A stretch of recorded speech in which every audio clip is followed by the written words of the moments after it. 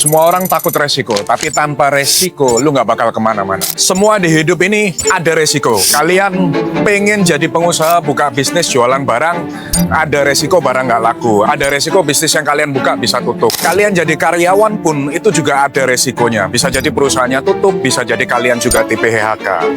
Investasi pun juga sama. Kalian investasi mau di Bitcoin, mau di saham, mau di emas, di properti, semua punya resikonya masing-masing. Jadi di dunia ini tidak ada yang namanya zero risk atau tanpa resiko. Makanya saya bilang kalau ada partner bisnis atau siapapun yang menawarkan zero risk, baik itu di investasi maupun di dunia bisnis, itu pasti nggak benar. Karena sekali lagi saya bilang di dunia ini tidak ada yang namanya zero risk atau zero resiko. Tapi yang jadi masalah adalah kalau kalian takut dengan resiko dan akhirnya kalian tidak melakukan apa-apa, itu malah lebih berbahaya daripada tidak mengambil resiko. Sama seperti kemarin saya juga masuk ke dunia padel dan berinvestasi di dunia padel. Seperti kalian tahu, kita kemarin masuk di Jungle, kita juga masuk di Social Padel House by Ismaya. Kalau saya mendengarkan orang yang berkata bahwa padel hanya FOMO dan akan bertahan 2-3 tahun ke depan, kemudian saya takut mengambil resiko dan saya tidak melakukan apa-apa, maka ini lebih berbahaya daripada saya melakukan investasi di padel. Karena siapa yang tahu masa depan? Bisa jadi padel bertahan cuma 2-3 tahun, bisa jadi padel bertahan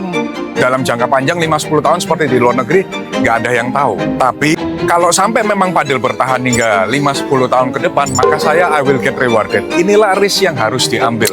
Tapi bagi saya, akan lebih beresiko bagi saya kalau saya tidak ngapa-ngapain di dunia padel atau saya tidak berinvestasi apa-apa. Sama seperti waktu kalian investasi Bitcoin. Saya selalu bilang setiap investasi punya resiko dan saya nggak pernah bilang Bitcoin itu zero risk. Resiko Bitcoin adalah volatilitasnya. Apakah kalian berani take the risk? Nah, ketika kalian berani take the risk, kemudian harga Bitcoin naik, maka kalian akan mendapatkan keuntungannya. Nah, tapi kalau kalian tidak melakukan apa-apa dan hanya menonton, kalian juga malah tidak dapat apa-apa. Nah, itulah yang namanya dengan resiko. Jadi jangan pernah bilang orang yang mendapatkan untung dari Bitcoin ataupun holder Bitcoin, lalu dia mendapatkan cuan, kalian bilang itu hoki. Karena itu bukan hoki, tapi dia berani untuk take the risk. Tapi mindset yang salah adalah mindset yang tidak berani take the risk. Karena kalau kalian tidak take the risk, then you're not going anywhere. Kalian nggak akan kemana-mana. Ya hidup kalian begitu-begitu aja. Ya gua ya begini-begini aja. Karena tidak ada resiko yang diambil.